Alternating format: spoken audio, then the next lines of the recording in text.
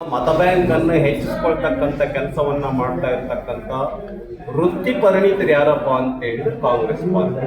ಆದ್ರಿಂದ ಭಾರತೀಯ ಜನತಾ ಪಾರ್ಟಿ ಬಹಳ ಸ್ಪಷ್ಟವಾಗಿ ಅತ್ಯಂತ ಭಾರಿ ಬಹುಮತದೊಂದಿಗೆ ಬಿಹಾರದ ಜನರ ಆಶೀರ್ವಾದದೊಂದಿಗೆ ಭಾರತೀಯ ಜನತಾ ಪಾರ್ಟಿ ಮತ್ತು ನಮ್ಮ JDU ನಿತೀಶ್ ಕುಮಾರ್ ಅವರ ಪಾರ್ಟಿ JDU ಇಬ್ಬರು ಸೇರಿ ಮತ್ತು ನಮ್ಮ ಪಾಸ್ವಾನ್ 3 ಜನ ಸೇರಿಬಿಟ್ಟು ನಾವು ಸರ್ಕಾರವನ್ನು ರಚನೆ ಮಾಡಿದ್ದೇವೆ.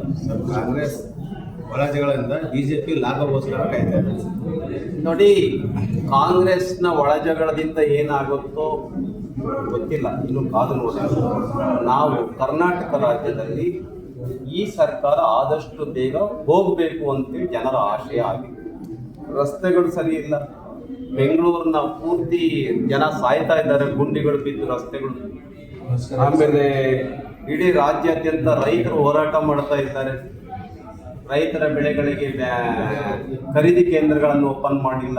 ಮೆಕ್ಕೆಜೋಳ ಇರಲಿ, ಕಬ್ಬಿನ ಬೆಳೆಗೆ ರೈತರು ಹೋರಾಟ ಮಾಡ್ತಾ ಇದ್ದಾರೆ. ಹೆಸರು, ಉದ್ದು, ಈರುಳ್ಳಿ, ರೈತರ ಬೆಳೆಗಳಿಗೆ ಸರಿಯಾದ ಬೆಲೆ ಇಲ್ಲದೇನೆ ಹೋರಾಟ ಮಾಡ್ತಾ ಇದ್ದಾರೆ.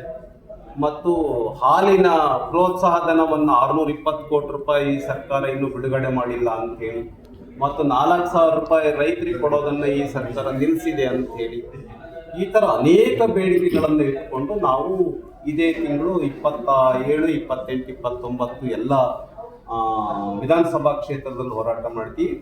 1 ಮತ್ತು 2ನೇ ತಾರೀಕು ಎಲ್ಲ ಜಿಲ್ಲಾ ಕೇಂದ್ರಗಳಲ್ಲಿ ಹೋರಾಟ ಮಾಡ್ತೀವಿ. ಈ ಸರ್ಕಾರಕ್ಕೆ ಚಳಿ ಬಿಡಿಸ್ತಕ್ಕಂಥ ಒಂದು ವಿಷಯ ಹೇಳಿದ್ರೆ ಪತ್ರಿಕಾಗೋಷ್ಠಿಯಲ್ಲಿ ಒಂದು ವಿಷಯ ಏನಂತಂದ್ರೆ, ರಾಜ್ಯದಲ್ಲಿ ಜಿಲ್ಲೆಗೊಂದು ರೇಟ್ ನಡೀತಾ ಇದೆ ಅಂತ ಹೇಳಿ ಯಾವ ಥರ ಕುದುರೆ ವ್ಯಾಪಾರ ನಡೀತಾ ಇದೆ ಅಂತ ಕಾಂಗ್ರೆಸ್